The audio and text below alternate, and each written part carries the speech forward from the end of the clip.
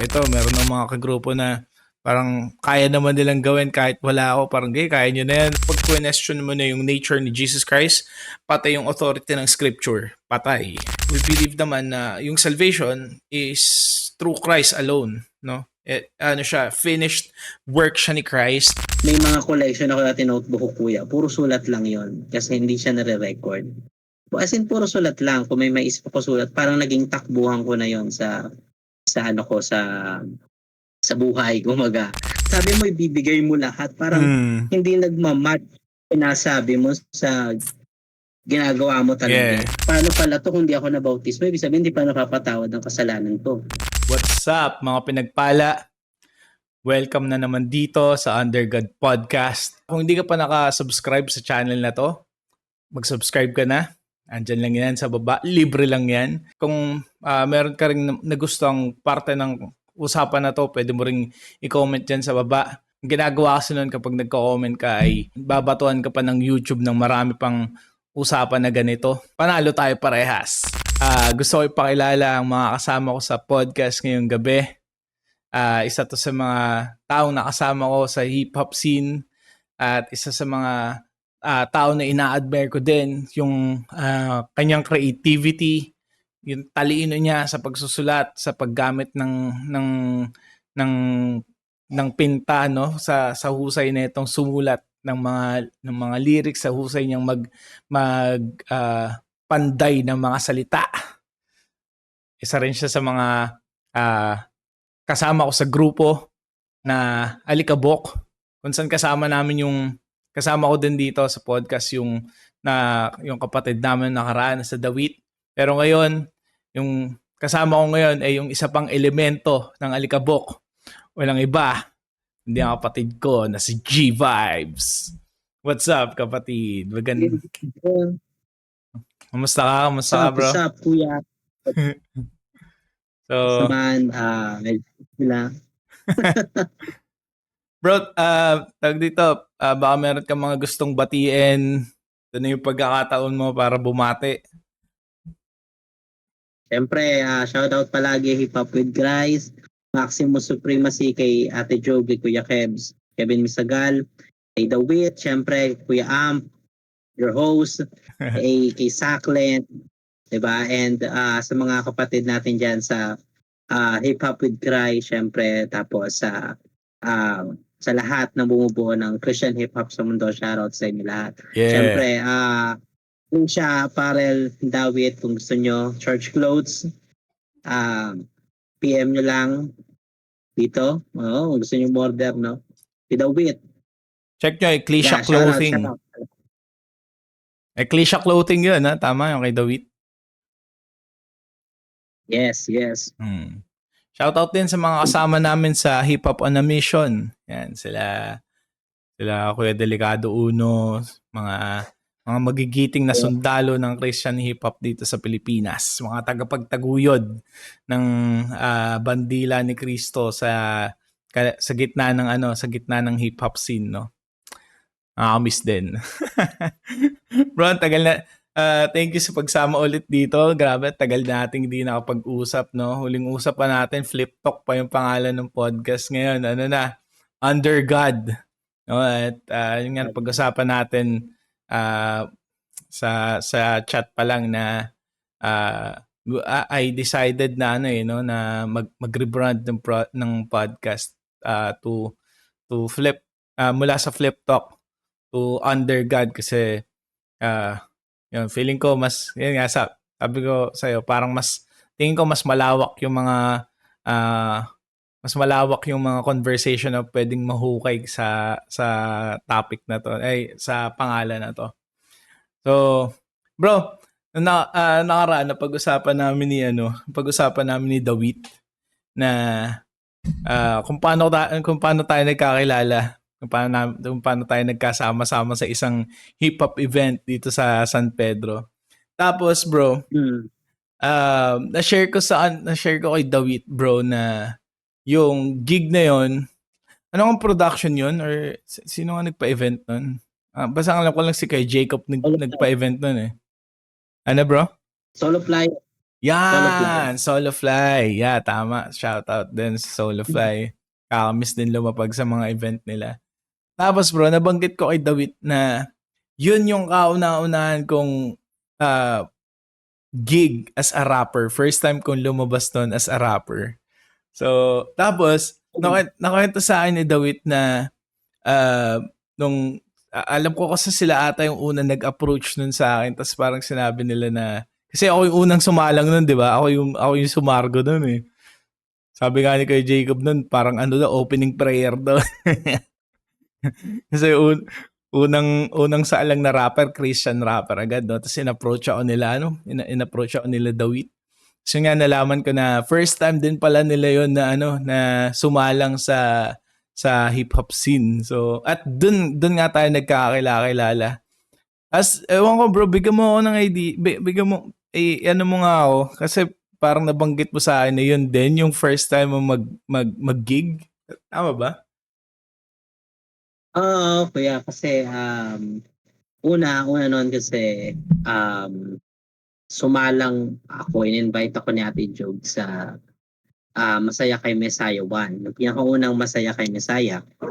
And then, sa part ko, dahil ako yung una, medyo sablay yung tunog. At hindi ko, well, first time ko lang din kantahin yung kanta namin noon, Alaalin ng Hari ng Mga Hari. At hindi maganda yung masyado yung naging performance. So, yun talaga yung sanang una, no? Pero sa church pa kasi yun. So, within the church. So, pero sa hip-hop, ang pinakauna ko talaga yung Solofly. Kaya ang first time ko din talaga yun na kumbaga naging practice lang ako sa Masaya Kay Messiah, tapos sinalang ako dyan. Since sablay yung tunog ko noon dahil si Kuya Dijak din yung nagde-DJ noon, hindi namin mixer ng church yung ginagamit. So, tinitimpla pa that time. So, yung bandang huli naman nakuha niya. Pero yun nga, sablay. So, ang naisip niya ate, since may event sa San Pedro at malapit ako, nagtatrabaho ako sa boundary lang. Walking distance lang sa akin yung place, 'di ba, sa may yung venue. RDR ba 'yun? Sa may 7-Eleven. So sabi niya, may event diyan sila Kuya DJ. Papalista niya ako since malapit ako diyan. So hip hop 'yun, sabi niya, hip hop event. Mas maganda nga na lumapag ako since pinupush na namin yung Christian hip hop, no? And hindi ba naman kami ganun ka nagpo-push dahil kakakilala lang din namin, nakakabuo lang namin ng project. Pero yun nga na pinuntahan ko kasi malapit din naman. So in the end, nagkakilala tayo. So hanggang kila Dawit nun pinanood ko bago ako umalis. Ako naman, kinailangan kong pumounce agad nun kasi syempre alam nyo dati, di ba, nag-work pa ako, tapos panggabi ko sa work. Pagkagaling ko sa gig nun, rekta pa sa rekta shift pa. Kasi sayang, di ko napanood yung yung ibang mga performances nun eh. Pero what's something na, something that amazes me dun is yun nga eh, talagang, sabi ko nga kay Dawit, talagang pinagtagpo-tagpo pala tayo ni Lord dun sa event na yun, no? Kumbaga parang pare-pares naman kayong mga anak ko, tas pare-pares din kayo ng trip. Pagsama-samahin ko na kayo. Mas malakas yung puwersa kapag ka magkakasama. And true indeed, no? True enough, sobrang I mean, feeling ko naman kaya naman natin yun gawin ng individually yung mga ginawa natin, pero iba yung puwersa bro, iba yung puwersa ng magkakasama tayo, lalo pagka buo talaga tayo na sasalang sa gig, no? Kaya solid, nakakamiss. That was 2022 kung di ako nagkakamali. Kakalift, alam ko parang kakalift pa lang ng lockdown nun eh. Tama ba? Tama pa ba yung math ko? Kasi 2023 ako nagpastor eh, 'di ba? At yun yung reason ko bakit rin ako, 'di ba? Bakit ako naglaylo na sa grupo. Kaya pero yeah, those were sobrang Sobrang solid ng mga days na yun na magkakasama tayo. Thinking ko pa noon, parang ako lang yung Christian hip-hop that time. So, syempre, di ba? Parang kung iisipin, no, medyo ang hirap yun, lalo kung mga first time natin. Parang paano ko struggle ng ano yan, Christian artist na paano ko sila mapapakinig, no? Knowing na iba yung piyesa ko sa kanila, no? Syempre, parang kung hindi sila makarelate, hindi ako makarelate. Parang ganun yun eh. So, ayun pa yung isang struggle. Pero ending note na ano pala tayo, 4 pala tayo nandun. Kaya solid. Yeah. Oo, mga kasama natin dun, mga balagbag din talaga eh, no? Magaling talaga. magagaling na mga artist dun eh. Mga local artist pero mga solid, no? Bro, pero ang nung nagkakakilala kasi tayo, ikaw yung talagang marami ng sulat sa atin, bro. Marami ka na talagang kanta ever. 'Di ba? May album ka pa nga ng yung Rapturo. Anong year yung Rapturo, bro? Yung EP. Rapturo, actually, album yon, parang offering ko yon na dahil bumalik ako sa paglarap para yun nga mag-glorify ang Panginoon. Christian hip hop na. Yun talaga yung main goal kasi tumigil ako. Yun talaga yung goal. So parang kasi bumalik ako 2017. 2 years ko siyang ginawa. Mga 2019 ata yung na-release. Mm. Mga ganun. So 2019, may gawa ka as in gawa ka lang talaga ng gawa ng kanta pero hindi ka nag-events. Oo, wala sa ano yan, kuya, wala sa vocabulary kayang events. Recording lang kasi mahirap yung ano eh, mag ano ka lang sa stage, di ba? Hindi ako ganun ka extra para anuhin yun. So, yun. Yeah. Pala ko taga recording art. Sa mga hindi nakakaalam po, si G-Vibes ay may pagka-introvert ang kapatid namin na ito.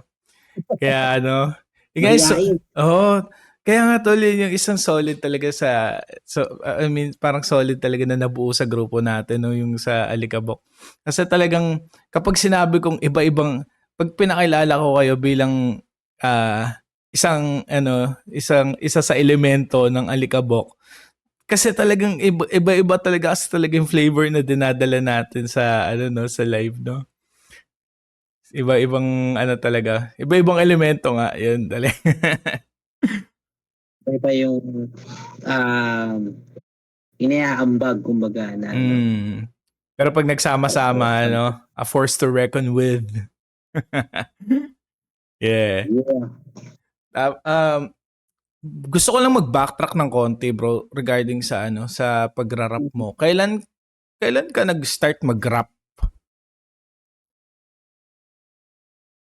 Yun, parang something tong hindi natin napapag-usapan tong dati, yung mga ganito. Alam ko lang talaga mas eksperyensado talaga kayo sa rap sa akin, pero hindi ko alam kung kailan ka talaga like nag-start. Kailan mo na-discover na may may talent ka sa pagra-rap. Yeah. Well, parang hindi siya talent eh, kasi ni-learn ko eh. Kumbaga parang dahil gusto ko mag-rap, inaral ko mag-rap. Parang ganun yan eh. So, ang intro kasi ng rap sa akin, hindi ko alam na merong rap music. Until na napainggan ko yung mga kanta ni Mike Cosa, dati nagbabanta akong bilyaran. May mga Xbox yan, ang laman talaga, mga underground. Na All-Star, Mike Cosa All-Star, tapos My Game, yung Bounce, yun. Although 2010 yun, di ba, nirelease ang My Game kasi 2006. Sikat na sikat si Cosa noon sa Xbox. Xbox kasi yung pinatutugtugan sa itabi ng bilyaran. So, palagi ko naririnig. Sabi ko, may ganito palang kanta. Tapos din pumasok yung Republican. Wala akong idea. Ni pag-search ng beat, di ko alam na meron sa YouTube. So, simula ako mag-replace ng lyrics. Parang dati nalala ko 5 ulo ng Republican. Yung parang lose yourself pa ata yung beat nun eh. Ang tapos basta yun, pinapalitan ko lang yung mga lyrics sa ibang lyrics doon pero ganun na tono, ganun na kung paano niya ni-rap. So, ganun nagsimula yon until nagsusulat ako since walang beat, parang a cappella yung sinusulat ko. So walang structure. Tapos hanggang parang ano lang to, parang ano lang, trivia lang, maliit lang siya na part. May napulot kasi ako notebook noon. High school ako yung first year high school ako nagsimula. Notebook na may nakasulat na parang tula doon sa likod. Pero nakalagay verse 1, verse 2, verse 3. Tapos ang pagkakasulat niya, 4x4 kung tawagin ko kasi since wala akong alam sa pagdarap, may sarili na akong lengguwahe nung natuto ako. 4x4, kasi 4 lines, 4 stanza. Knowing na standard pala ng isang verse yun. So, nung binano ko siya, tula to So parang ginawa kong rap kasi sulat eh. Napulot ko lang yung notebook na yun. Talagang yun lang ang sulat sa likod na 3 verse yung kanta na yun. Then nilagyan ko ng kung paano i-rap, ganyan. Tapos na natuto ko mag-search ng beat, nilapat ko yung lumapat. So doon ko natutunan na parang, teka, ibig sabihin ko magsusulat ako ng 4 lines na may 4 na stanza, papasok sa kahit anong beat. Doon ko natutunan yun. Then, nagsimula ako mag-search ng beat, tapos kung paano nagsusulat ako, pinapattern ko na sa 4x4. Kaya, natuto ako magsulat noon. Pero syempre, standard nun ng rhyming, dulo-dulo, tapos kung ano-ano, di ba? Tapos, after 3 years pa, bago ako nakapag-record ng unang kanta namin. So, tanda ko pa yun sa 50 kilos pa yun sa may Landayan. Na dinayo namin from Alabang kami, mga third year high school kami, no? So, yun yung una. So, yun lang talaga parang na ano ko lang na dahil lang gusto ko na nahiligan ko yung rap. Hindi dahil gusto ko yung tunog. Parang gusto ko yung pagsusulat. Yun yung nakaakit sa akin na paano yung words mismo, no? Oo, kung paano mo siya ginagawa. Yun yung na interesan ko sa pagra-rap do kasi syempre napapahinga mo ng puro underground, 'di ba? Puro all-star, puro yabangan, puro ganyan ang nahubog sa akin eh. Kaya inaral ko yung kung paano yung pagsusulatan dahil nag-research ako na nagano ko na pwede pala yung love song may ganitong twist, may mga ganyan. So inaral ko na yung art naman kung paano yung pagsusulat ng rap. And then forward perform sa school, etc. ganyan dahil nakakantsawan o rapper ka pala, hindi halata. 'Di ba? So, 'yun lang. Sulat lang ng sulat. Actually, may mga collection ako dati notebook ko, kuya. Puro sulat lang 'yon kasi hindi siya nare-record. As in, puro sulat lang. Kung may maisip ako sulat, parang naging takbuhan ko na 'yon sa buhay, kumaga. No, kada may experience ka sulat ko nga to, kada may isip ako sulat ko nga to. No. Pero nung dumating yung 2015, may mga ilang records na ako niyan. Marami ako naging grupo, mga naging records. Pero last na yon yung 2015, na parang sabi ko, hindi naman ata para sa akin. No? Kasi syempre, lumalaki na din. Dahil may mga improvement ako noon, pero hindi siya ganun ka noticeable, knowing na ang dami magagaling. So, bumalik na lang ako sa pag-rap 2018 nung naging Christian na ako.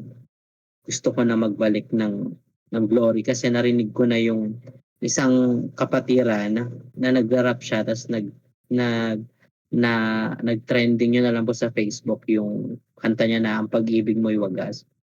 So sabi ko, next time ako naman, nagbibigay ako ng glory pamamagitan ng rap. Bumalik ako, inaral ko ulit.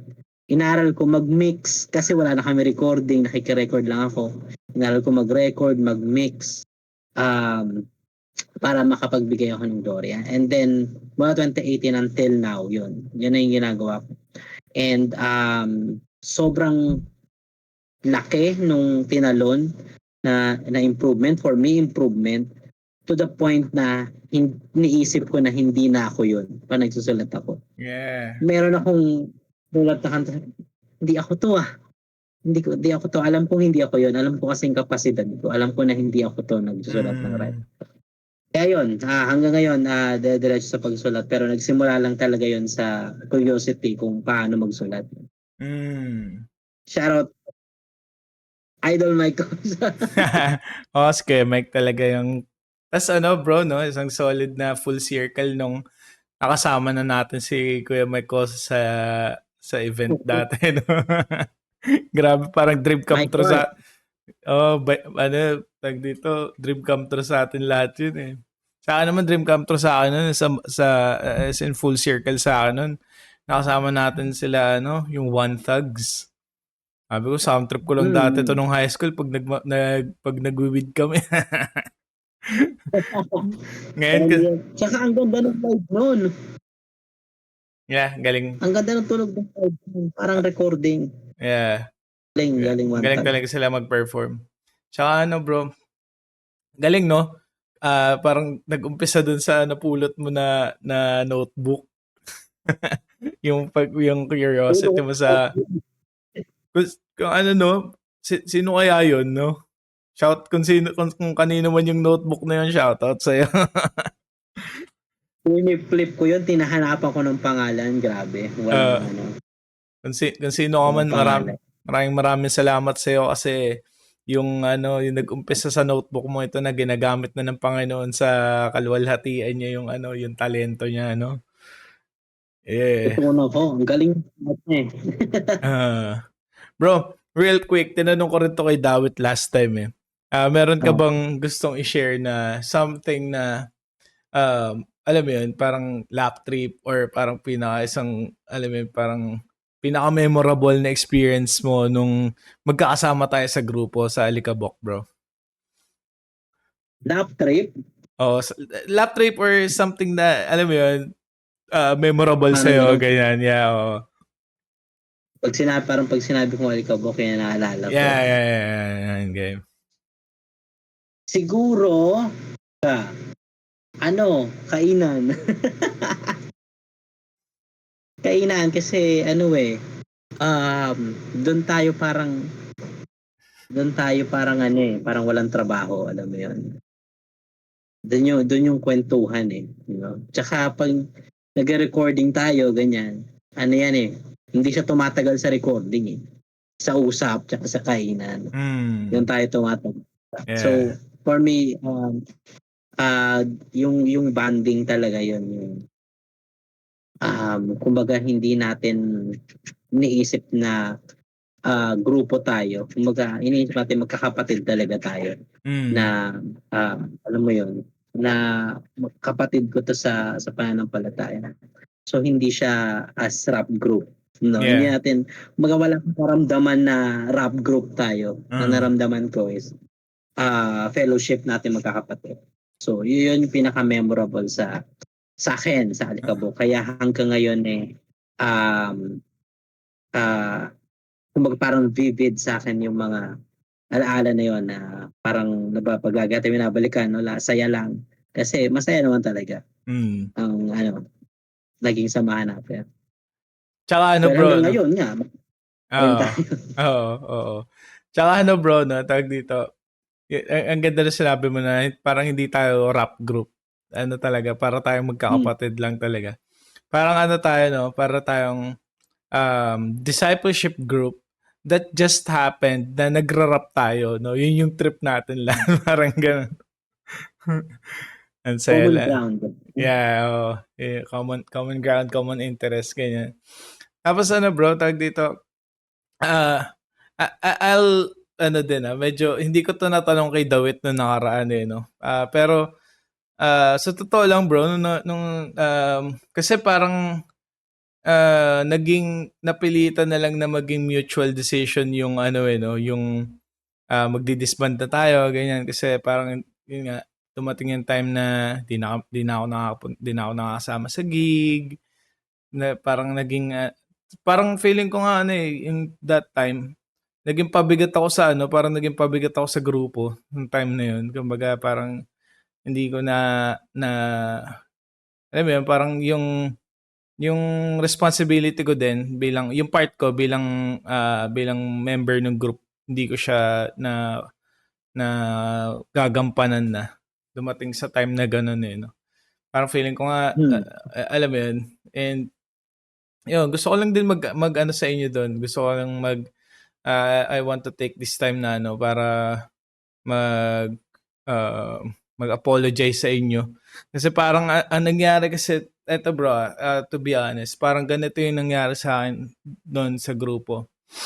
May mga times naman na kaya ko naman talaga, pero ang nangyari kasi tol, parang ano, parang naging yung grupo natin, parang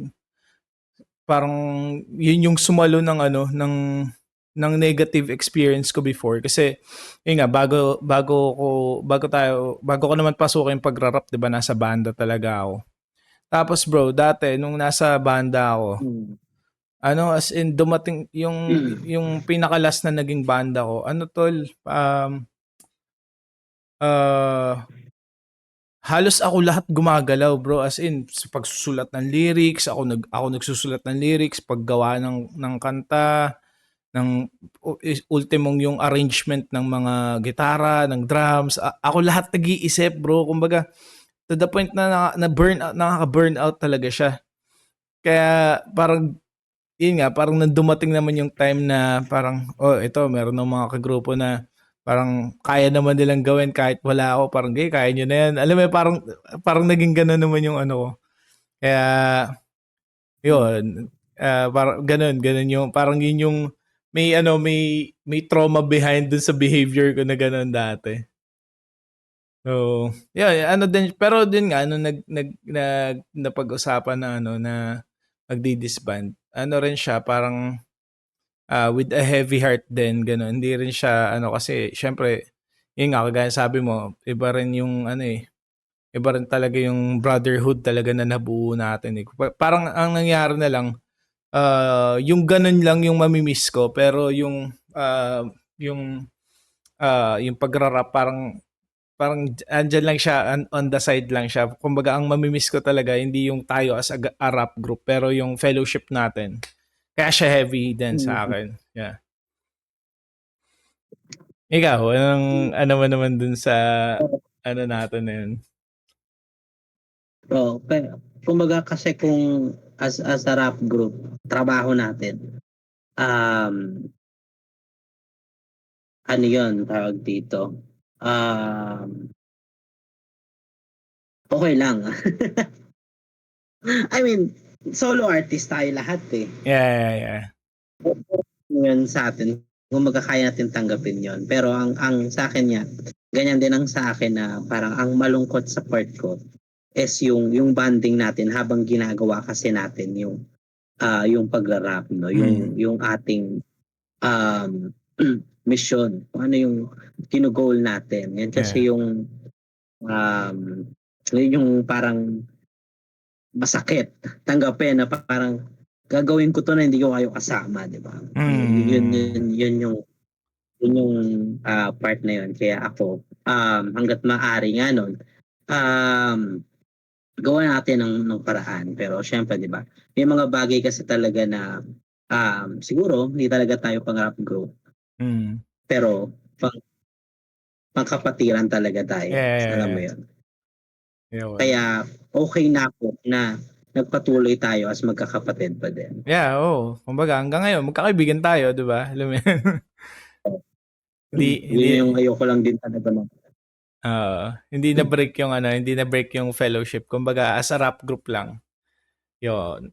ah Anyway, bro, thank you for sharing your side din dun sa ano na yun, sa ating Alikabok days, no? And it's goal ko sana dun parang supposedly ano lang, light and fun, pero yeah, turns out yun din na ano bro? yun din alam ko eh, fun, live. Pero ano eh, parang ano lang, parang feeling ko lang something na need din natin ma-discuss, no? Need din parang ano siya, elephant in the room, kumbaga. kung hindi natin i-discuss bilang brothers, bilang magkakapatid. Parang may mga times talaga na ganun eh.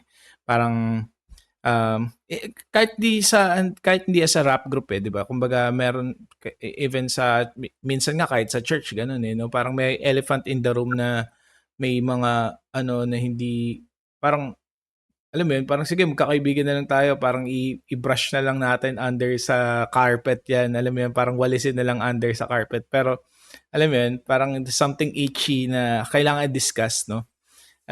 And parang minsan sa mga churches bro, no, parang struggle sa mga Christian yun eh. Kasi parang alam mo yun, parang kailangan dahil Christian tayo, kailangan we need to be nice, ganyan. Kailangan, alam mo yun, okay lang tayo. Kamusta ka bro? I'm good. No God's problem. good all the time. Pero alam mo yun, I believe kung gusto natin maging genuine and real yung relationship, we need to be able to navigate those difficult conversations as well eh, di ba?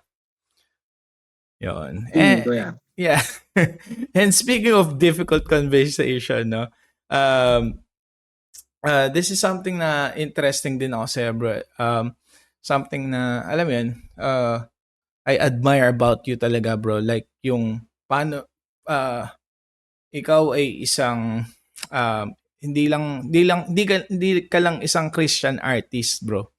Kahit tanggalin natin yung word na Christian, ikaw ay magaling na rapper. Magaling ka na artist.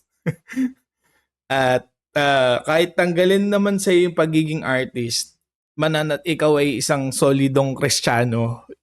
Alam mo yun yung pagkakakilala.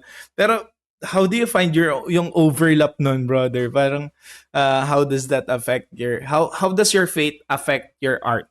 Ganyan.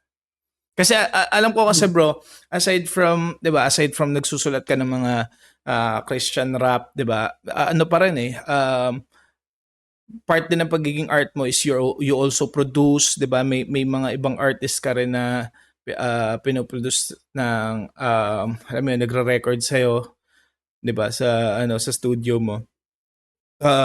How do you find that, alam mo yun? Paano mo nina-navigate yung faith mo at yung art mo?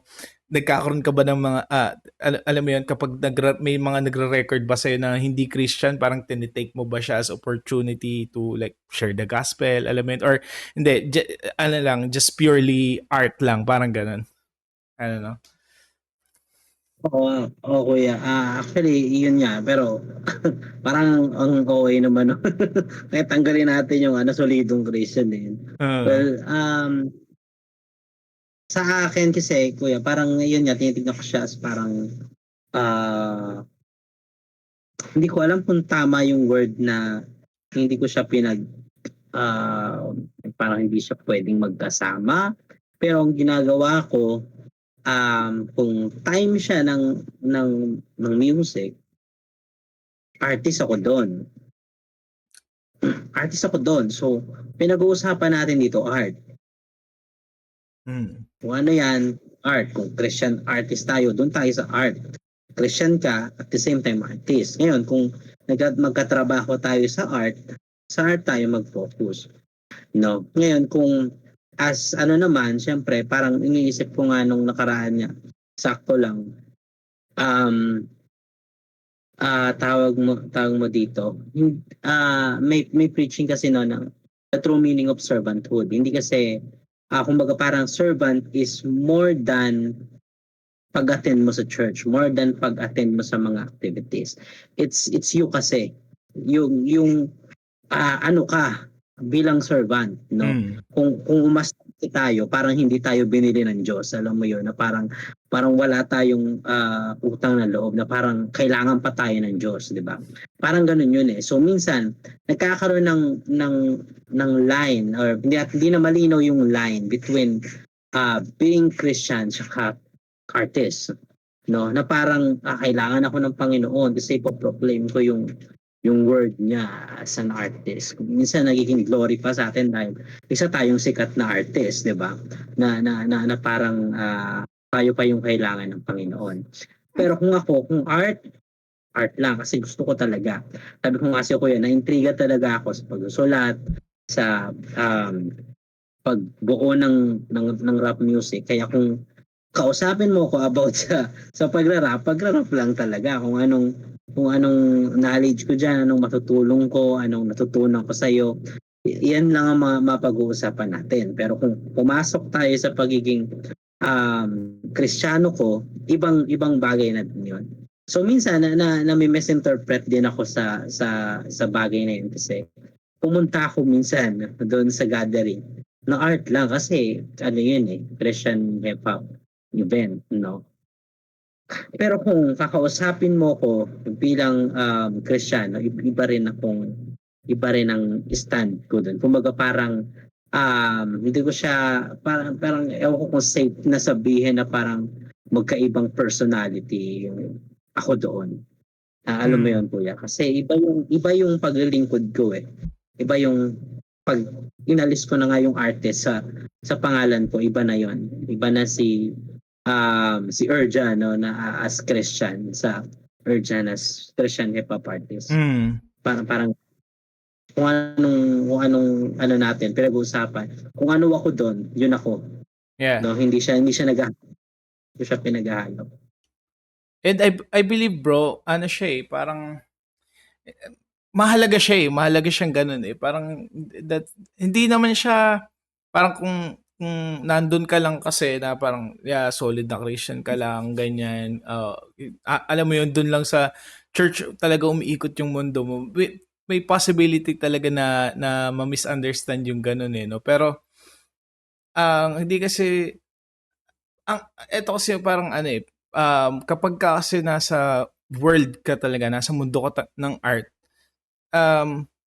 ano siya kung gusto mong makilala doon sa art mo, mahalaga yun na alam mo yun, nag-excel ka doon sa art mo na yun. And then, kung yung pagiging excellent mo sa art mo na yun ay nagpo-produce na magkaroon ka ng opportunity to talk about your faith, and then, we take that opportunity.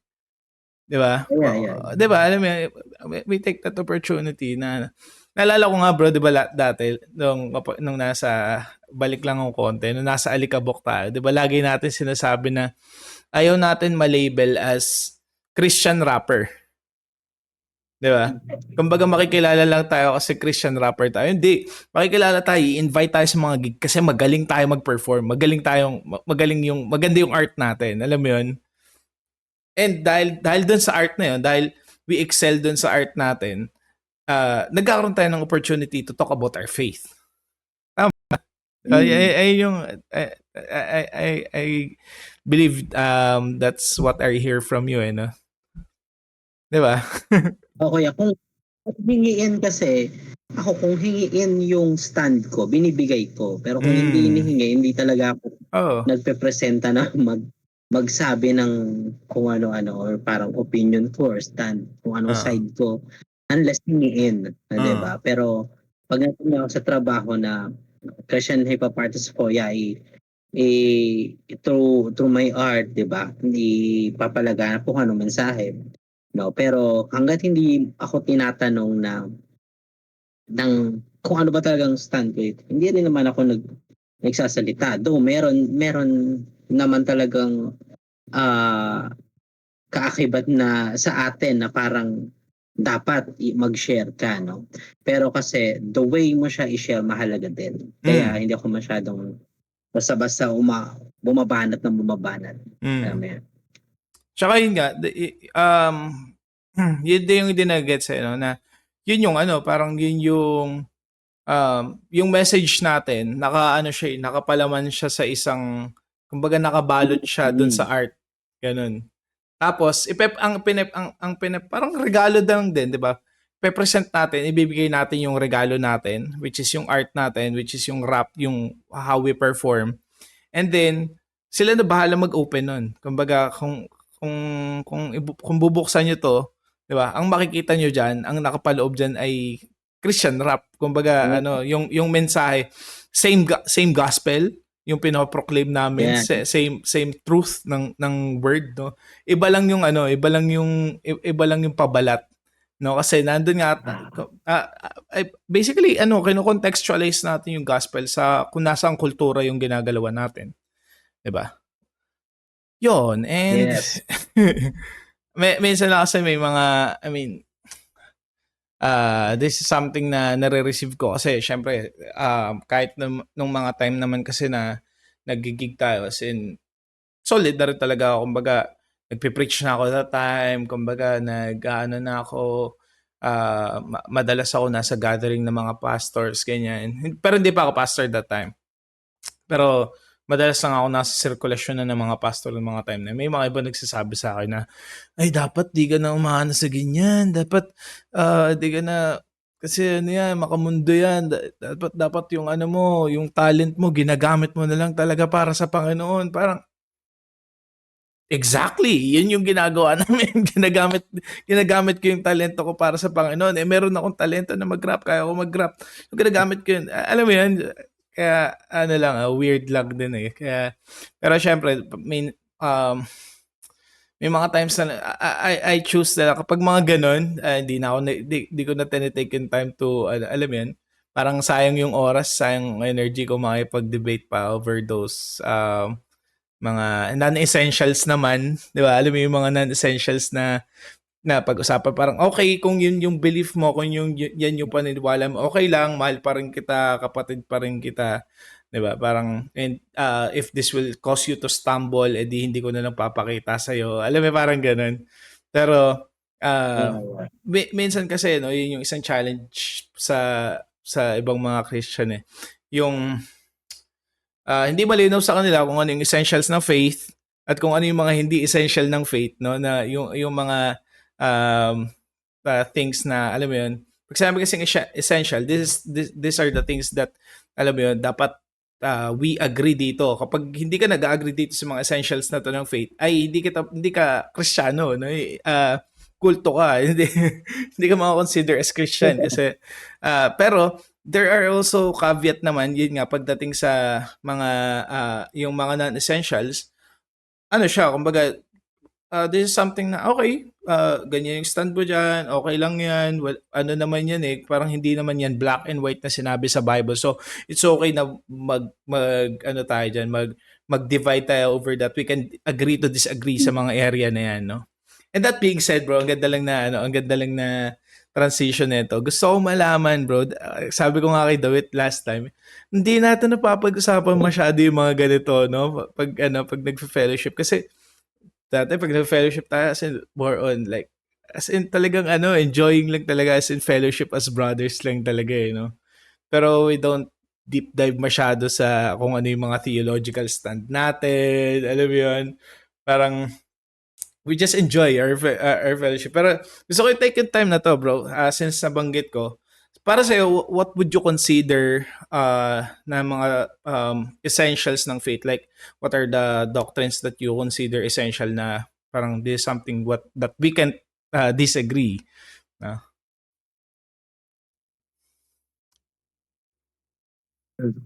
essentials, bro. Essentials. Essentials. Doctrine, no? Yeah, yeah. According, kasi ako, ako personally, we believe kasi, ang ang doctrine na talaga namin ay Apostles' Doctrine and Fellowship. Process. The Acts 2:42. Dalawa lang kasi yung concern ng Panginoon. Sabi niya, in flaming fire, like vengeance on them.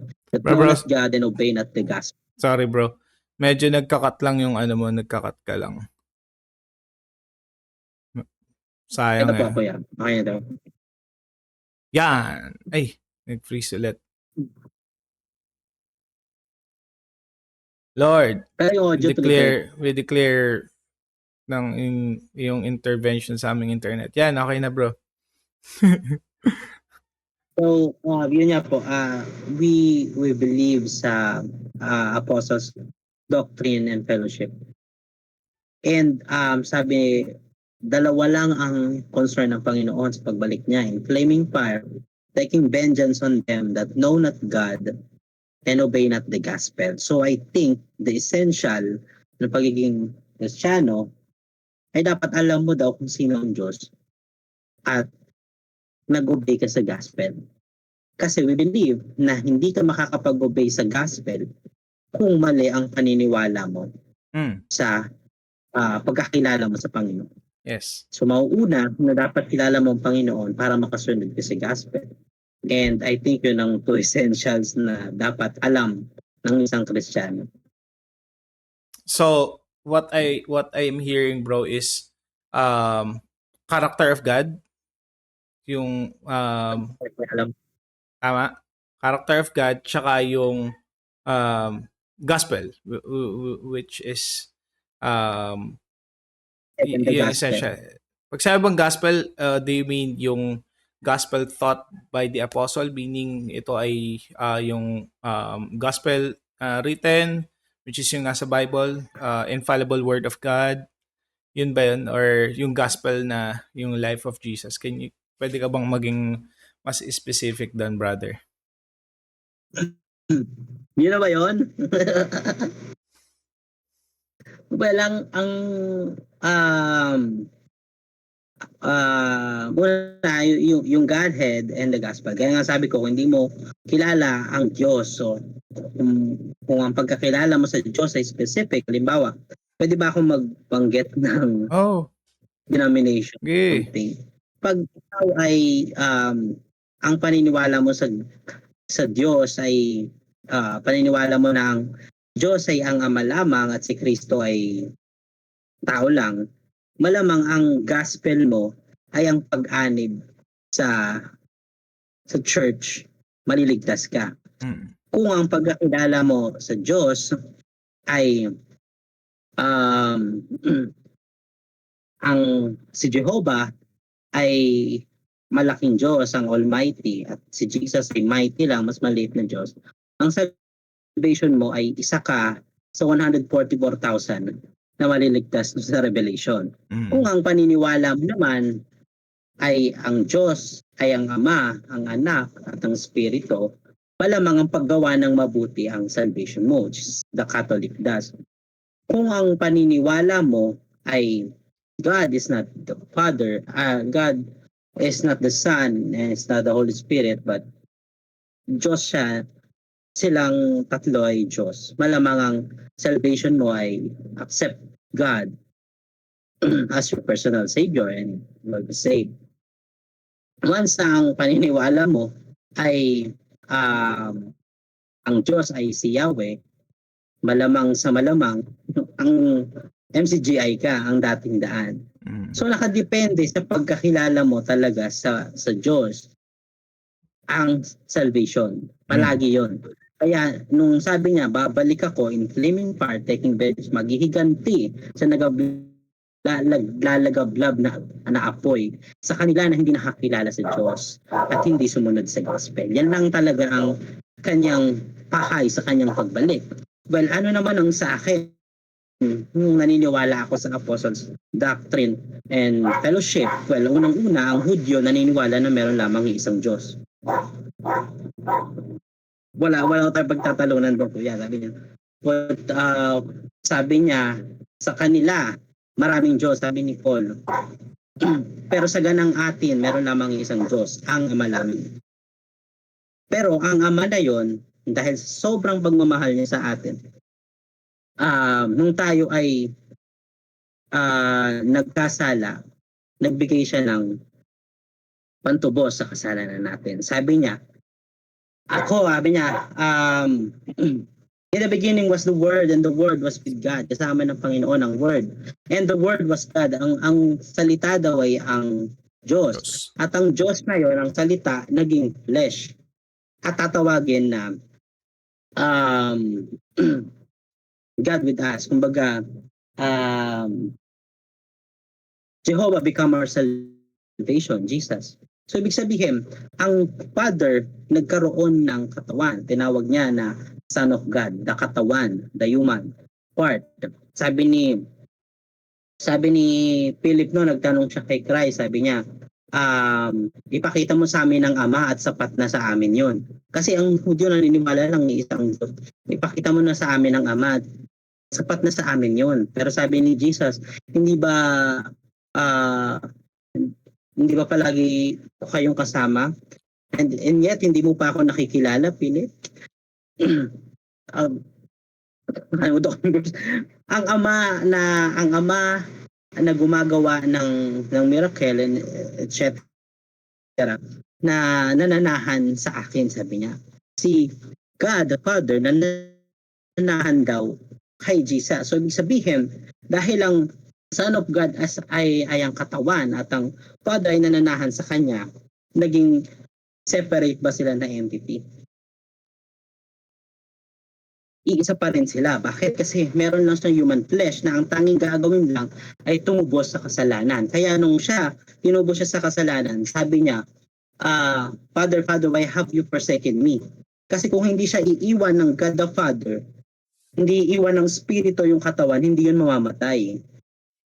Kaya nung iniwan yung katawan na namatay yung body na kailangan niya mamatay para sa pangtubos. Ngayon, nung siya umangat, sabi niya, aalis ako, pero hindi ko kayo iiwang comfortless. I will come to you. Sabi niya, sa pangalan ko, magpapadala ang Father ng Spirito. And that's the Holy Spirit. Na pangalan ay Jesus. So, ibig sabihin na iisa lang ang Diyos gumanap ng iba-ibang role. Na nung siya nag-create, ang tawag sa kanya Father. Kasi ama siya ng lahat ng creation. Na nung siya ay tumubos ng kasalanan, ang tawag sa kanya ay Son of God. Kasi meron lang siyang certain part na kailangan gawin dahil siya ang tutubos ng kasalanan natin. At nung siya ay umalis, hindi niya tayo iniwan na comfortless, siya ay ngayon na tagapag-aliw sa atin, which is the Holy Spirit. Na ang pangalan ay Jesus. So kami na Apostles Doctrine, sabi Apostles Doctrine naniniwala na meron lamang iisang Diyos. Yun ay si Jesus lamang. Sabi ng Acts 4:12, wala nang ibang pangalan sa silong ng langit ang ibinigay kundi Jesus lamang. Kaya ang kinikilalang Diyos ng mga apostol ay si Jesus lamang. Isang Diyos lamang. At kung tayo, pagpalagay natin, kuya, tayo ay naniniwala na meron lamang isang Diyos gaya ng Hudyo, the Apostles' Doctrine, at si Jesus lamang yon. Ang magiging salvation ay ang Acts 2:38. Sabi niya, repent and be baptized, every one of you, in the name of Jesus Christ, for the remission of sins, and you shall receive the gift of the Holy Ghost. Kasi nung tayo ay inutusan, Matthew 28, sabi niya, go ye therefore and preach the gospel, di ba? The Great Commission. Teaching them all things, baptizing them in the name of the Father, the Son, and the Holy Spirit. Sabi niya, 7 days after nagkaroon ng unang church. Nagkaroon ng unang church service, ng church activities. Yun ay sa upper room, the Acts 2, kung saan nag-worship sila and then nagkaroon ng tongues of fire, then nag-speak sila sa iba't ibang lingua. Nag-tongues sila. That's the first.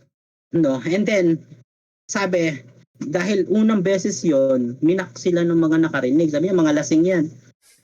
Diba? Sabi, mga lasing yan. Diba? Tapos in-explain doon ni Peter, no? The same Jesus na pinako nyo na siya ang gumagawa nito, di ba? Nagbigay ng power. And then nung naintindihan ng mga tao, Acts 2:37, sabi niya, and they were pricked in their heart. No? Acts 2:37, they were pricked in their heart. At nagtanong sila, men and brethren, what shall we do? Kasi naintindihan ng mga tao ngayon, anong gagawin namin? Sumagot si Pedro, which is the Acts 2:38, repent, tayo ay mag-repent, tumalikod sa mga kasalanan natin. Repent and be baptized, every one of you, in the name of Jesus Christ, for the remission of sin, and you shall receive the Holy Ghost. Yun. And then the Acts 2:42, the Apostles' Doctrine, they continue steadfastly in the Apostles' Doctrine and fellowship. So bakit yun daw ang gospel? Kuya, padaanan ko na to. Repent, kasi katulad ni Kristo tayo ay dapat mamatay. Yeah. Para tayo ay maligtas, kailangan daw natin mamatay, libing, muling mabuhay. Pero di natin kaya yun kasi tao, kaya nga si Kristo na ang umako ng lahat. So kailangan din natin mamatay. Saan? Kailangan natin mamatay sa kasalanan, upang tayo mabuhay sa katuwiran. No? So that's repentance. Pagtalikod mo sa mga maling gawa mo. So dahil patay ka sa kasalanan, nabubuhay ka sa katuwiran. Kailangan mo mamatay, katulad So namatay tayo sa ating mga kasalanan. Tayo ay kailangang ilibing sa pamamagitan ng ng baptism. Kasi sabi ni Paul sa Romans 6 na kung tayo daw ay binautismo, tayo daw ay kasamang inilibing ni Kristo. Romans 6. Sabi niya, so bakit napakahalaga mabautismo? Sabi niya, and ye shall baptize in the name of Jesus Christ, kasi si Jesus ang tumubos for the remission of sins. Para daw sa ikapapatawad ng kasalanan natin. Ngayon ang tanong, sabi niya, paano pala to kung di ako nabautismo? Ibig sabihin, hindi pa napapatawad ng kasalanan ko. And Yeah. according sa Acts 38, opo, kailangan natin mabautismo. Tawad ang kasalanan natin. And ye shall receive the gift of the Holy Ghost. Gaya ni Kristo, siya ay muling nabuhay. So dapat daw tayo ay muling mabuhay, 'di ba? Sabi niya, for a body without spirit is dead. So kapag tayo naka-receive ng Holy Spirit, tayo ay ipinanganak muli, and that's the born again experience. So sabi, 'di ba, except a man be born again, he cannot enter into the kingdom of God. So inulit, diba, panganak ba ako uli? Edi papasok sa sinapupunan. Pero sabi niya, hindi, except a man be born of water and spirit, he cannot enter into the kingdom of God. So that's baptism in water and the Holy Spirit. So yun ang paniniwala ng apostles na salvation, no, kapag ikaw ay sumunod sa pinangaral. Kaya kung babasahin natin sa Acts 38, even si Apostle Paul na hindi nila nakasama, pareho din ng tinuturo. Nung siya nakatagpo sa Acts 19 ng mga Baptist, kasi naniniwala sila na kay John the Baptist. Nung una siya nakatagpo, ang unang tanong sa kanila, oh, believers pala kayo. Diba? Believer pala kayo kasi naniniwala kay Kristo. Unto what baptism did you baptize? Sabi niya kay John, kasi na-baptize sila eh. Ito mga galing to kuya? Ephesus, mga Ephesians. Sabi niya, anong baptism ang nyo? Ang experience nyo? Kay John. Oo, kay John. Kasi John the Baptist. Dapat i-baptismo kayo sa mas greater kay Jesus Christ. Napabaptismo sila. And then, did you receive the Holy Ghost since you believe? Ayun pala unang tanong niya. Since you believe. Naka-receive na ba kayo ng Holy Ghost? Kasi believer kayo eh. Sabi niya, hindi pa nga namin narinig yung Holy Ghost eh. Then, naka-receive sila ng Holy Ghost that time and then nabaptize sila sa pangalan ni Jesus. And the same Ephesians na nagsabi na faith, Ephesians 2:8, the faith only you will be saved. Na-experience nila tong apostles' doctrine na you need to be baptized for the remission of sins and you shall receive the Holy Ghost para tayo muling mabuhay. So dahil tayo namatay, nilibing at muling nabuhay, kagaya ni Kristo umakyat sa langit, tayo rin ay makakarating sa langit. And that's the apostles' doctrine and fellowship. So kung naniniwala ka na meron lamang isang Diyos, malamang sa malamang ang gospel mo ay Acts 38. And yun ang aking pinaniniwalaan. Yeah. Yeah, yung sinasabi ko bro na na something na galing no na daanan mo ng clearly yung yung doctrine that you believe no, and I applaud you no na you know your doctrine well. At saka ang ganda lang bro na nakita ko din dito sa sinabi mo yung beauty nga, yung beauty and diversity sa though alam mo yan, we believe the same, isa ang Diyos existing in three person. So yun din yung yan, di ba? Tama ba? Trinity. Ano lang kuya, ang tawag sa amin ay oneness. Oh, okay. Pero hindi namin tinatake as oneness kasi pinangalan ng Trinity yun. Yeah. Dahil Trinity sila, tawag oneness. Pero apostles din yan. Yeah. Believe only in one. Yeah, one God. Sa ako din naman, I believe in one God that exists in three person. No? Paano nangyari yun? No? That's something na alam mo yun, parang something na yun, tag dito, mystery talaga yung Trinity, and alam mo yun, isa to sa mga topics that has been, alam mo yun, sobrang tawag dito, sobrang I can say na ang yabang mo kung sasabihin mo na na-decode mo na ikaw yung nakaunawa na kung sino yung kung ano talaga yung nature ni God, no? And that's what make him God, no? Na tayo hindi talaga natin kayang fully i-compromise how yung ano niya, yung existing yung etymology ba yun tawag sa ganun, pero yun, alam mo yun, pero yeah, we believe talaga, yun nga, yung we believe in one God. Kaya ako naman nasabi bro that exist in three person naman. Yung ang stand naman namin doon is, yun nga, Genesis. Start pa lang ng Bible, di ba? In the beginning, God created the heaven. So, hindi sinabing gods, hindi sinabing the gods, di ba? Sinabi God. Ibig sabihin, singular. God created the heavens and the earth. And tapos, nung part na at andun din sa verse 2, the Spirit of God is hovering above the water. So may distinction ng may distinction ng person. And then Genesis 1:26 naman, doon naman sinabi na yung sinabi ni God na let us make man in our image. So from singular biglang naging plural naman yung ano niya. So yeah, I mean kaya nga sabi ko sobrang na-appreciate ko dito na yung distinction at yung richness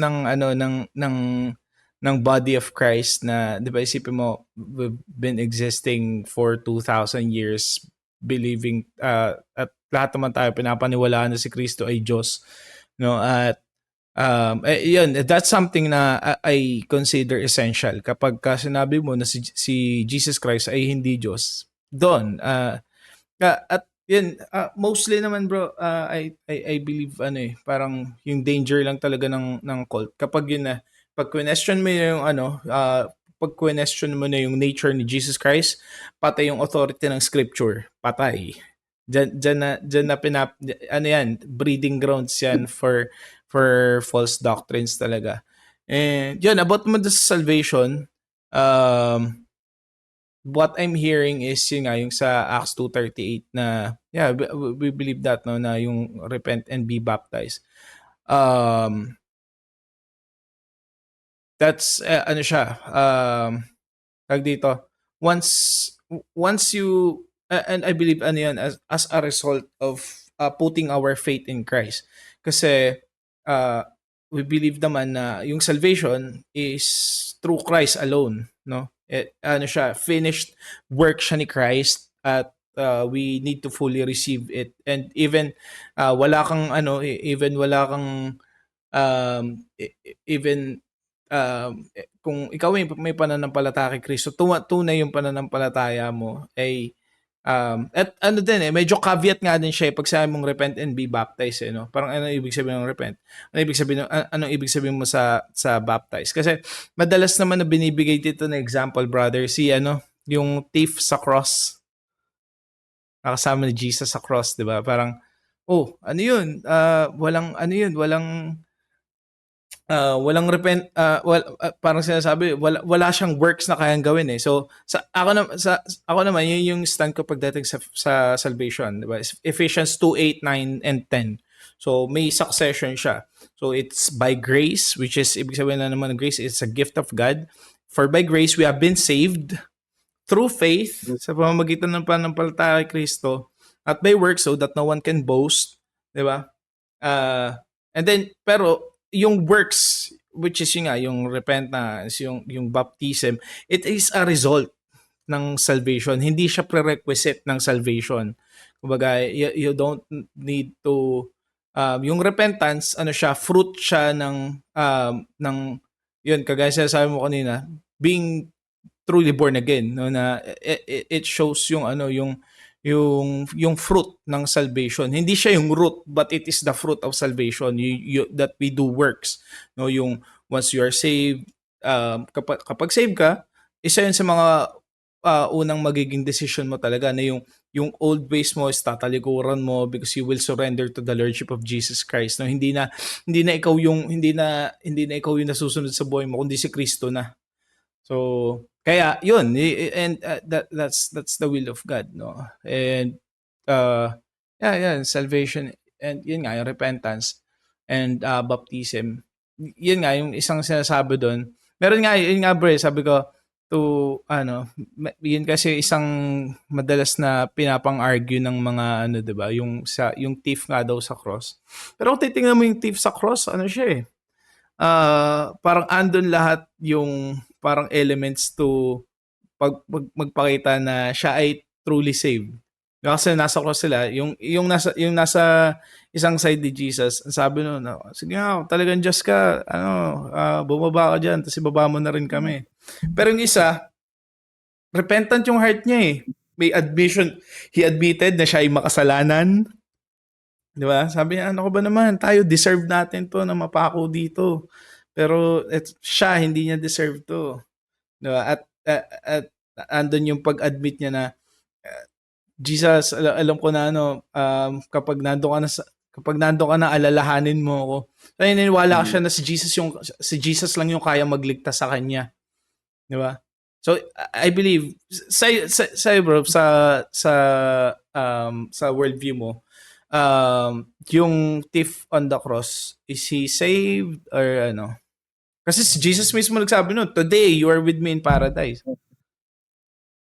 Si Tiff actually walang background na makita ata sa Bible. Yeah. Pero ang view na pwede mong pagbasihan, pwede natin pagbasihan. Is he a Jew or a Gentile or Samaritan? Is isang pwedeng yun. Kasi kung Jew, pwedeng hindi siya kasama sa salvation ng Hentil kasi 'di ba? Ang salvation kasi ng Apostles' Doctrine is from the Jew to the world, to the Gentiles. Jew first, the Samaritan, then the Gentiles. So actually, kahit Jew ka, pwede kang sumali sa salvation ng Gentiles. Pero bukod sa kanilang, kumbaga sa covenant ng Gentiles, merong sariling covenant ng Jew na kung doon nag-a-apply yung i-accept mo si Jesus Christ as your personal savior kasi darating ang panahon na kapag sila ay dumanas na ng tribulation, talagang i-acknowledge mo lang na si Jesus ang savior mo and maliligtas ka, and that's the Jews. No? So kung siya ay Jew, malamang sa malamang maliligtas siya.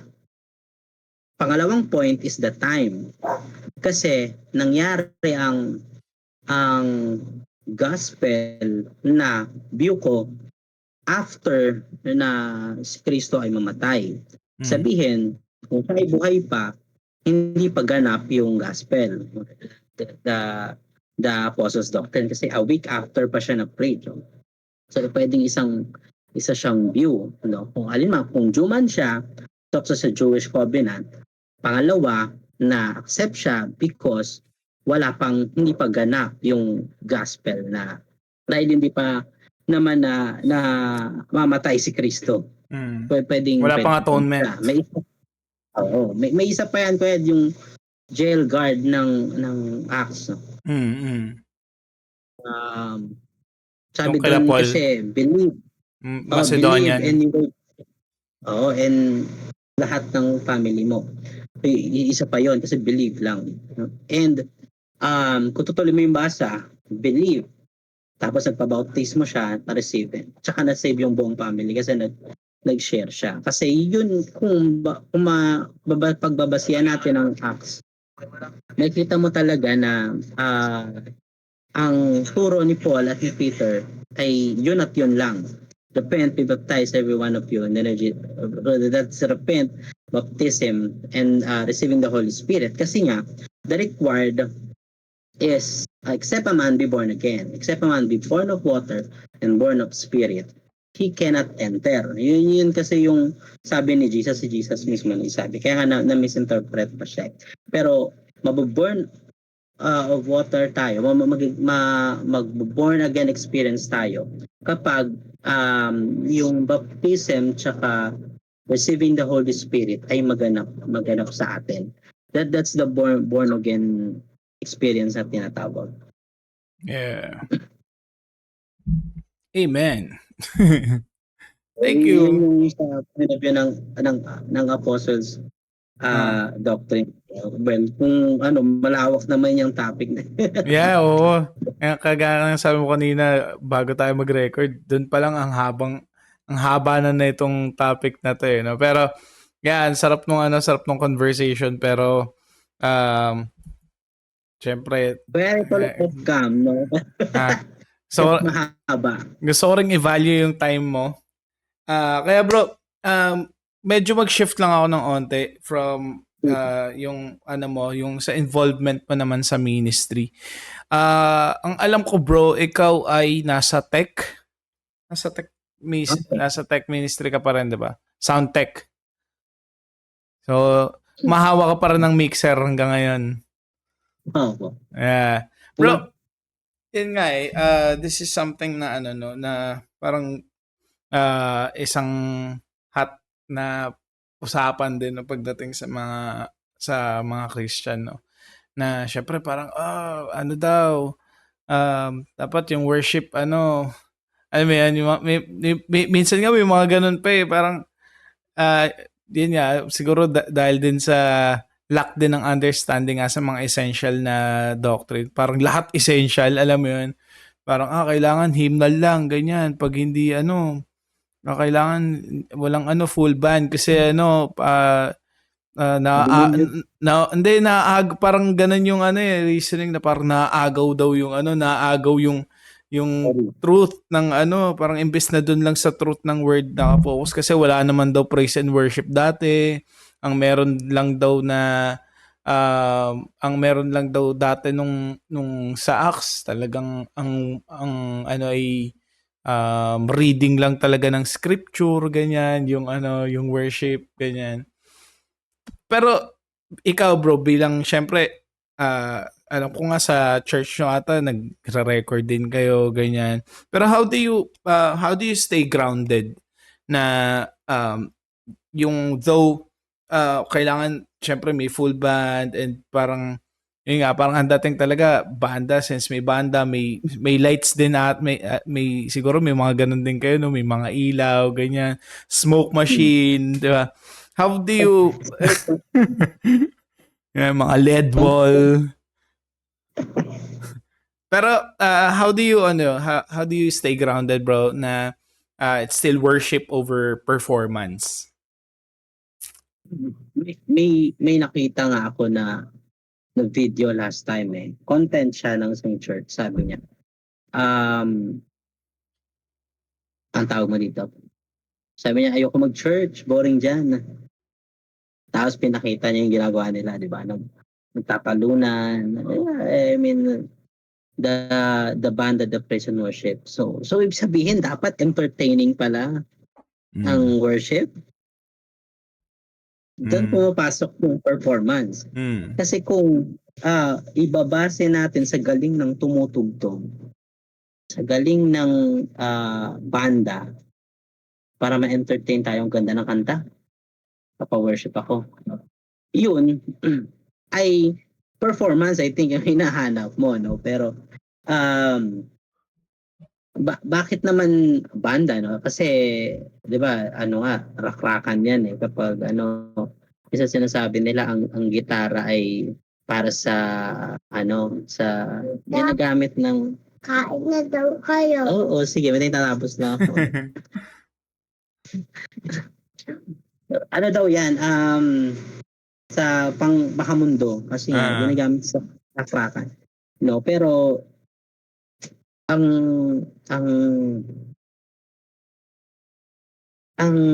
gitara nga daw ay sino gumawa, 'di ba?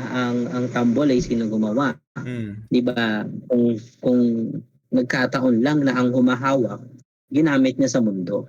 Pero kung ang humahawak ay ginagamit niya sa pagtugtog para sa Panginoon, hindi ba spiritual din na bagay yon, di ba? Hindi ba worship din ang tawag doon. Mm. Though, hindi niya kailangan, may kanta nga, di ba? He doesn't need an orchestra. He doesn't need a choir. Brand new song or melody. Tapos may isa pang kanta niya sabi, when the music fades, all is stripped away. Diba? May mga, kumbaga, though hindi natin to need naman talaga at ang Diyos naman ay nagsisik ng worship mo. So whether may tugtog o wala, you worship, no? And kung ang worship naman ng church ay gumagamit ng instruments, nasa sa'yo pa rin naman yun eh. So worship mo yun as ikaw na worshiper, no? Pero kung pumabase ka lang sa tugtugan para makapag-worship ka, I think concert ang kailangan mo, hindi worship band or hindi service. Kasi kung para lang makapag-worship ka, kailangan mo nung magandang tugtog. Baka hindi ka talaga nag-worship, di ba? Kasi nakabase ka na sa sa ganda ng kanta. Kasi may mga kanta naman talaga pumuputok tapos pag ginanta mo, talaga maantig ka, di ba? Habang hindi karapat dapat, may mga may mga kumbaga may playlist ka na alam mong tatama agad di ba? Parang kung ikaw worship team, di ba? May ganun may mga kanta na alam mong tatama agad sa tao yan din yung isang dyan caveat kumbaga parang for example, may mga set of songs na alam mo talaga na mag-hit talaga sa tao. May mga certain chord progression na it invokes emotion talaga. Yun. Kumbaga parang kumbaga yun nga parang hindi ba yun nagiging emotional manipulation daw ganyan. Pero ako naman, ang ano ko naman doon kasi ako personally as a worshiper, hindi ko alam kung lahat ganun, no. Yes, yung music okay pa rin yan. Kumbaga andyan pa rin yan. Pero ako kasi tinitingnan ko pa rin yung lyrics. Kumbaga syempre you need to learn how to discern talaga yung kaya mahalaga nga talaga na grounded ka pa rin talaga sa truth ng scripture. Kasi ang theology, yun yung stand ko naman dito, bro. Yung theology mo, hindi mo dapat kunin sa kanta. Ang weird nun kung ang theology mo ay galing sa kanta. Ang theology mo dapat, ang view mo kay God, ang nagdidikta dapat yan ay scripture talaga. Kasi syempre hindi natin alam naman yung intention ng mga hindi natin pwede i-judge yung intention ng mga artist, no? Pero it still depends talaga sa it still depends sa ang pagbabasehan pa rin talaga ay yung lyrics kasi andun talaga yung truth ng word. So, speaking of lyrics naman, yan, kagaya, 'di ba, syempre tayo nagsusulat nga tayo ng kanta, 'di ba? Parang may iba naman na sinasabi, may mga ibang worship song, at least yung mga worship song daw ngayon, kaya yung iba mas pine-prefer nila yung hymnal kasi as in, parang sobrang dami talagang lyrics, ganyan. Tapos isang kanta as in, sobrang haba ng lyrics, hindi kagaya ng mga arrangement ng mga modern na worship song na parang kinuha sa pop, like may verse, may chorus, may hook, ganyan. Tapos may yung bridge ulitin ng at least 16 times yung para I mean yun, kagaya na nabanggit mo, pa rin siya it's still doon pa rin siya talaga babase talaga sa ikaw mismo as a worshiper. Diba? Kaya naman tayo nag-gather sa church as a community, diba? Kasi lahat tayo, nandun tayo to worship God, no? Yun yung isang common sa atin. Pero meron din ako narinig na isang interesting na conversation about this, bro, na sa worship kasi may mga tinatawag na elements of worship. Meron namang tinatawag naman na accidents of worship. Yun yung tawag nila din. Kasi ang elements, for example, ang elements talaga ng worship is scripture. Yung word of God talaga, yan talaga yung pinakasentro dapat ng worship. And indeed, ako naniniwala naman tayo doon na parang sa lahat ng part ng worship service, the word of God, the truth of the word must be proclaimed talaga, no? In talaga. Pero I mean, yun nga kumbaga parang um, for example, kung magfo-focus lang tayo dun sa word ni God, hindi ba dapat um, kung hindi na tayo dapat sa word of God lang tayo nakafocus, bawal na bang gumamit ng pulpit? Kasi dapat word of God lang eh. 'Di ba? So doon naman magfo-fall yung ano, doon naman magfo-fall yung yun nga, yung accidents naman na tinatawag. So yung pulpit, kumbaga, andyan siya kasi it makes yung pag-proclaim ng word ni God parang mas napapadali siya kasi meron kang pagpapatungan, ganyan. Tapos eto, for example, kung ang word of God din sa sentro, isa din sa mga accidents ng worship, upuan. 'Di ba, upuan dahil ba ang sentro lang dapat ng worship ay yung word ni God, bawal na ba ng may upuan sa church? Mm. Kung yung upuan alam mo yun, mas magiging komportable yung mga tao na makinig ng salita ng Diyos, 'di ba? Pero ang point naman iyon, dito naman magfo-fall bro yung yan, yung lyrics, yung song na ginagamit, yung mga instruments, lahat yan ay accidents of ano, kumbaga ano siya, parang it supports yung dapat nagso-support siya doon sa ano sa dapat sinusupport niya lang yung element talaga ng worship, which is yung scripture, yung word ni God. Dapat yun pa rin yung goal na yung truth ng word ni God yung nasa sentro. Pero nagiging delikado siya kapag mas naka-focus na lang yung mga tao mas naka-focus na lang yung mga tao sa yun nga performance, or sa yung mas pinapahalagahan na yung ano, yung for example sa mga banda na lang, kapag mas pinapahalagahan nila yung ganda ng tunog nila kaysa sa heart nila to worship God, at yung personal time nila sa word ni God, yun siguro may problema kapag ka ganun. Kaya talagang I believe kung ikaw ay part ng worship band, ng worship team, dapat ikaw talaga isa sa pinaka babad talaga sa salita ng Diyos. Totoo yan, kuya. Kasi ang truth, mahirap na yung basagin. No? Pag yan tumama sa'yo, yung word of God. Iyan na yun eh. Yan ang ano yan. Kumbaga, ano na yan, wala nang tsatsibureche, wala nang asu-asukal yan. Diba? Pag yan ang tumama sa'yo, pag yan talaga ang naintindihan mo that time sa worship mo, makakapag-worship at makakapag-worship ka talaga. Meron kasi mga kanta, halimbawa, kakanta ka, meron sa amin to minsan, dinidiscuss na kakanta tayo ng ah Lord, I give you my heart, give you my soul. I live for you alone. 'Di ba? Tapos, inconsistent ka naman nagsisimba.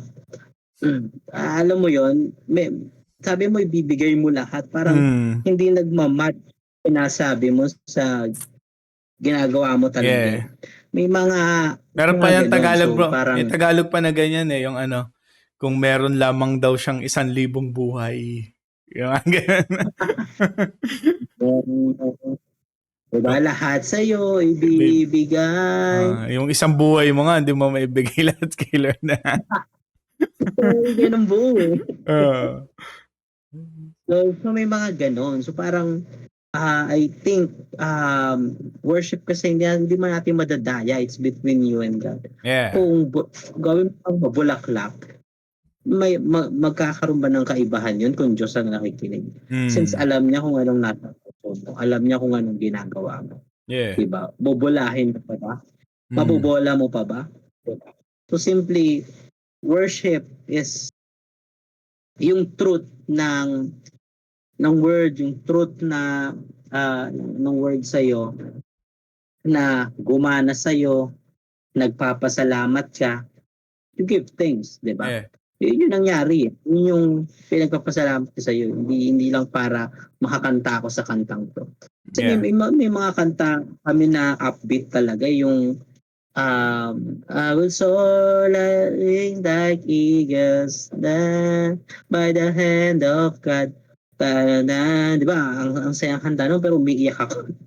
Umiiyak ako kasi yung truth nung verse na yon, Mm. 'di ba? I will soar like wings like eagles. Kasi pagod ka na that time pero pa nag-wait ka sa Panginoon, nare-renew yung strength mo. Yeah. And 'Di ba? So, yeah, sa akin parang it, nakakaiyak yun. totoo. I mean, meron din ako ganyan. Yun nga, totoo yung sinabi mo na yung truth, ano siya yung music, it just submits to the truth of the word. And I believe na kapag talagang tumama kapag talagang alam mo yun, nag-strike talaga sa heart mo yung word, hindi nagma-matter yung hindi nagma-matter yung music, yung kung anong type ng music yung ginamit, kung anong kasi genre lang naman yun eh. Alam mo yun, parang tsaka sa sobrang dami ng genre ngayon. Meron din akong ganyan recently na hindi pala recently, basta with this year na discover ko yun sa SEU worship. You are. As in, ano siya bro, as in talagang, talaga, parang pop talaga yung tunog niya. Pero, alam mo yun, yung lyrics parang, you are Prince of Peace. You're my strength when I'm feeling weak, the provider for all my need. You are, you are, you are. Parang ganun yung lyrics niya. Kaya, and I believe, kapag ang truth ng word was preached, yung tayo kasi mga tao, emotional being tayo eh. Kumbaga meron tayong ganun tayo nilikha ng Diyos, no? Na just like him, 'di ba? Meron tayong emotions, meron tayong intellect. And I believe na kapag yung truth ng word ay na-preach directly talaga na-receive natin yung word ni God, yung natural response ng heart natin is dahil nga emotional being tayo, ano siya, nagre-respond yung emotion natin dun sa truth ng word. 'Di ba? Opo, Pero yun nga, yun. bro, Kaya, isang mabilis lang. Gusto kong sa iyo personally bilang isang tech guy. Yan, bilang isang sound tech guy. Yan, paano mo how do you create an environment of worship? Yan. ah, siyempre, kapag soundtech ka, ang goal naman is to balance everything yan. 'Di ba? Kasi, ang hirap din naman na mag-worship kung na nakaka-disturb masyado yung tunog. Halimbawa, kung sobrang lakas ng electric guitar, 'di ba? So, ang trabaho namin is to balance the mix. I-mix mo kung saan kasi ang worship team, 'di ba? Tumutulong tayo na magkaroon ng alam mo 'yun, ma-invite natin yung presence ng Diyos para Mm. makapag-worship ang congregation. Ngayon kung sa balance pala na mixing ko, ang sakit na sa tenga, I believe baka maging pa ako stumbling block pa ako. Yeah, yeah, Para yeah. hindi worship, no? So ang pinaka lang naman talaga ng soundtrack, ma-balance yung everything na naririnig ng congregation ng church. Mm. On a practical sense, bro, kagaya pa rin ng mga ginagawa natin sa mix na dapat lutang pa rin yung vocals kasi yun yung nagdidikta ng lyrics eh, tama ba? Opo kuya, kumbaga yun na yung um, pinaka main. Ano ko sabihin yun? Yun na yung pinaka Lutang. top mo. Oo, Eh, lutang.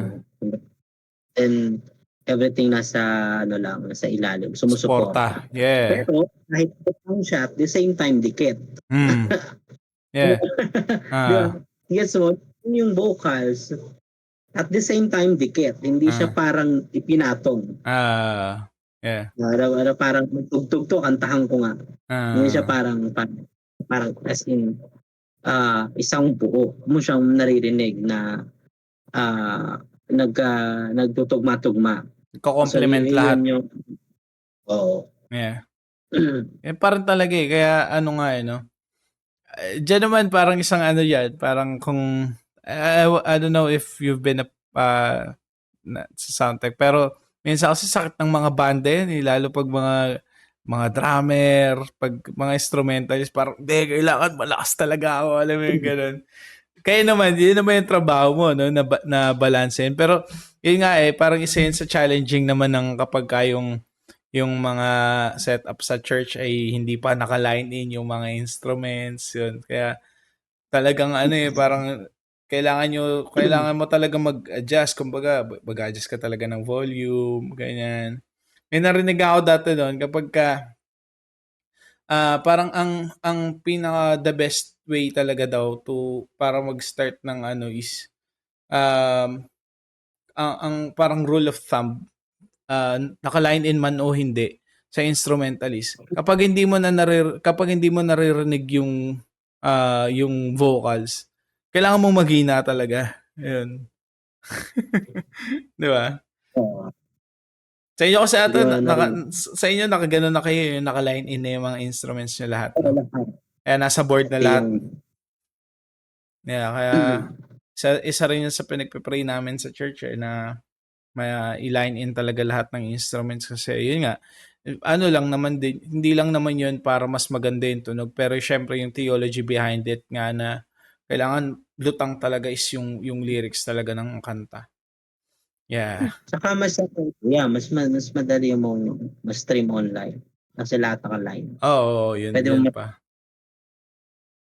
Mas reproducible yung content, no? marami din naman siyang kumbaga marami siyang pros. Yeah. Bro, I'm down to my last question sa iyo, kapatid.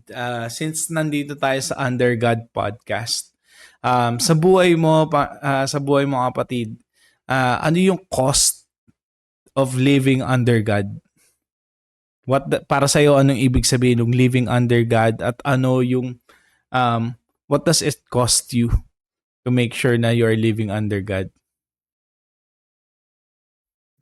Living under God, sakop, nagpapasakop, Yeah. something. And then the cost is um,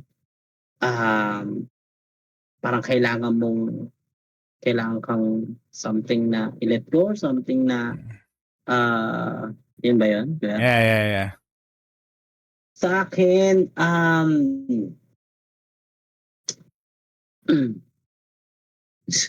nakalimutan ko yung tanong nung living under God something. Yeah, under Ano yung God. tanong? What's the cost nun para sa iyo? Living under God, siguro sa akin, paano ba? um, bigla ka na pa-reflect no? Actually, Wait, yun talaga yung heart behind dito sa question na to eh. kasi syempre 'di ba ang layo kasi it's been 10 years na din na nag ako na mula nung Naging Christian ka. nag-serve ako naging Christian since 2015. Marami na ring nagbago. Una, syempre the knowledge. Um, kapag kasi alam mo yung alam mo yung katotohanan, alam mo yung Bible, um, mahirap kang matangay basta-basta. Mm. So isa yon kasi di ba sabi natin the Holy Spirit teach you all things. When we say teach you all things, sa lahat talaga ng bagay. No, hindi lang siya spiritually, even sa buhay mo na ma-manifest. Yeah. Nakikita siya. And yun ang isa sa gandahan naman na nadulot.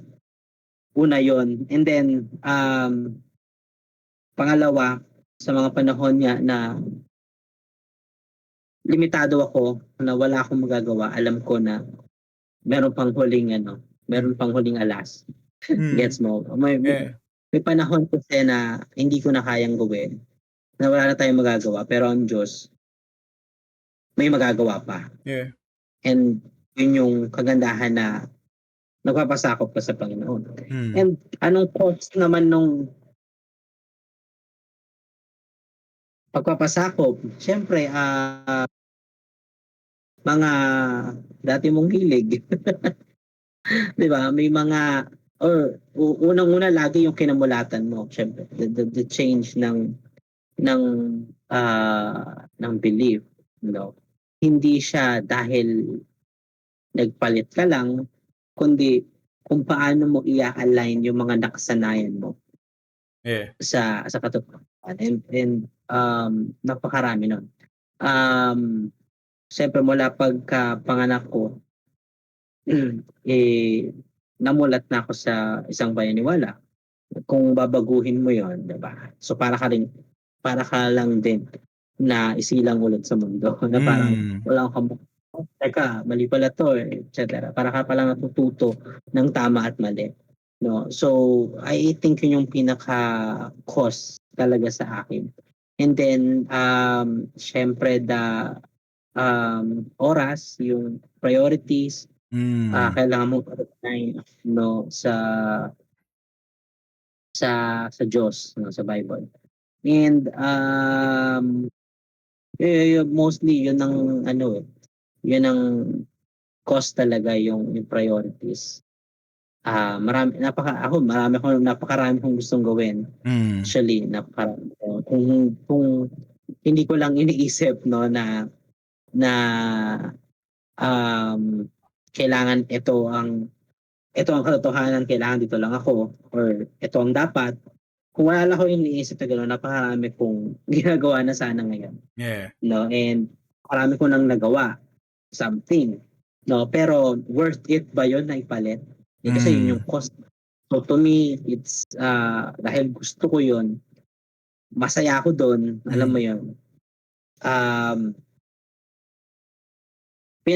kung ipalit mo 'yun, worth it ba, Mm. sobra. Yeah. Kumbaga, makikita mo na meron pa palang buhay na ibang, alam mo yun, meron pa palang buhay sa Mm. labas ng buhay ko na 'yan, Yeah. gets?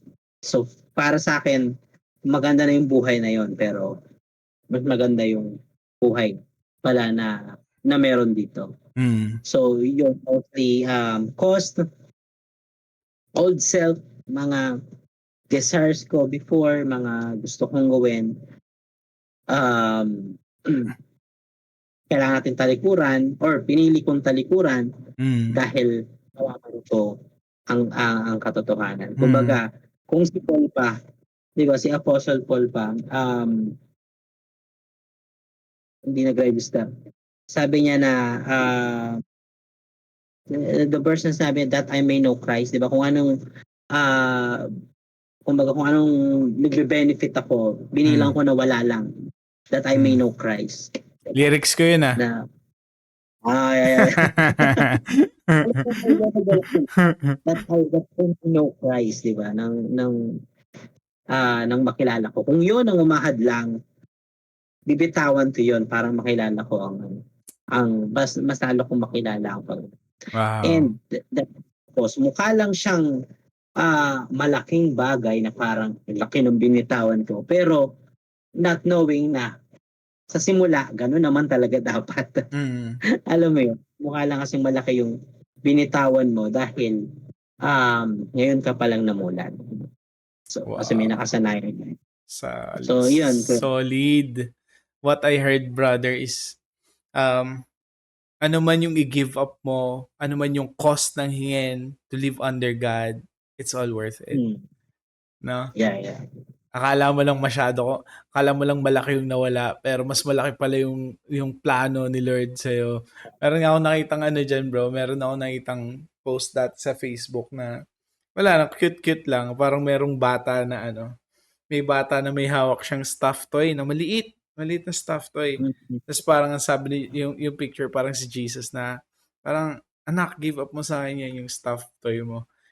Hindi, gusto ko to eh. Gusto ko tong stuffed toy na to. Pero, alam mo yun, meron palang mas malaking solid na mas malaking stuffed toy si Jesus na pin-repair para sa kanya. So, yeah, and indeed, living under God, that's the best decision na ang isang pwedeng maging decision ng isang tao.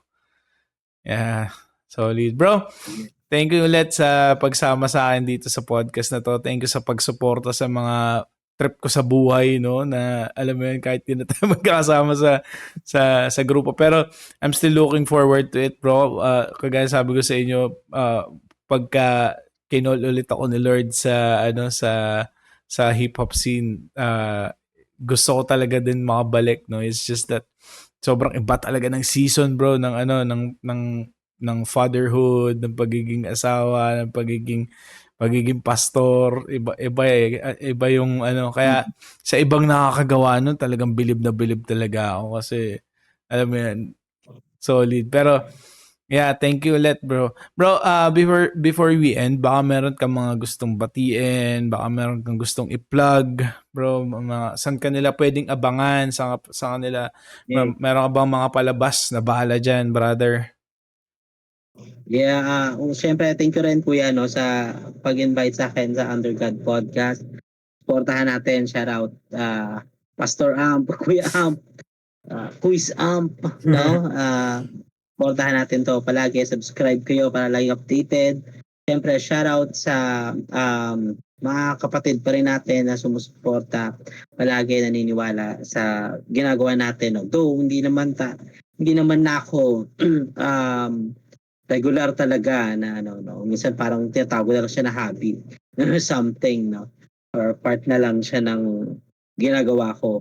Pero mapapakinggan niyo ako Spotify, syempre G Vibes, Facebook, yan, follow niyo ako diyan. Subscribe kayo sa YouTube channel, G Vibes. Marami akong paparating pero naka-imbak na lang 'yon, mga remake ng konti, no? Pero marami akong